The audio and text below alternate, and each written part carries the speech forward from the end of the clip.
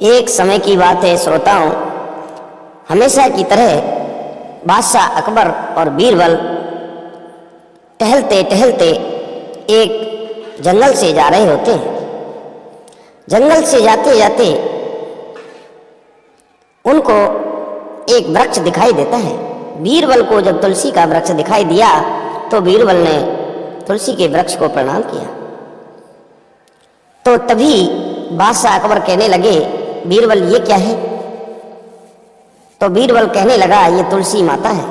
तो अकबर को गुस्सा आ जाता है और उस वृक्ष को उखाड़ कर फेंक देते हैं और कहते हैं, पता नहीं जाने आपकी कितनी माताएं हैं। तो बीरबल को गुस्सा आती है, कहते हैं इनको जवाब देना है।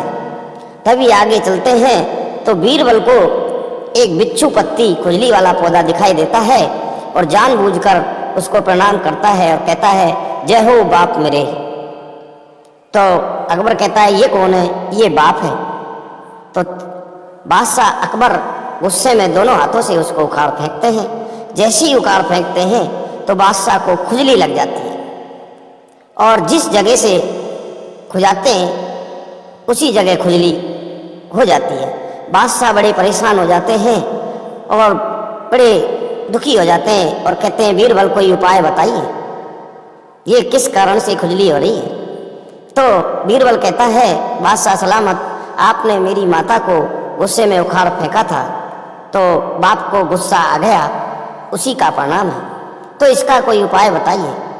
तो बादशाह से बीरबल कहता है कि बादशाह, इसका उपाय भी मेरी माता के पास है, तो जल्दी से मेरे को बताइए, मेरे को बड़ी पीड़ा हो रही है। तभी आगे चलते हैं, उनको एक गाय दिखाई देती है। तो बीरबल कहता है, बादशाह, गाय माता से आप विनती करिए और कहिए, हे माता, आप मुझे खुजली के लिए दवाई दीजिए। बादशाह ऐसा कहते हैं तो गाय गोबर कर देती है और कहते हैं, बीरबल की बादशाह सलामत दवाई दे दी है, आप इस गोबर को अपने शरीर पर लगाइए। जैसे ही बादशाह अकबर उस गोबर को अपने शरीर पर लगाते हैं तो खुजली से राहत मिल जाती है। खुजली से तो राहत मिल जाती है। ऐसी स्थिति को देख करके बादशाह अकबर कहता है, बीरबल, क्या हम राजमहल को इसी स्थिति में जाएंगे? तभी बीरबल कहता है, बादशाह सलामत, इसका उपाय भी मेरी माता के पास ही है। पास में ही गंगा नदी बह रही होती है।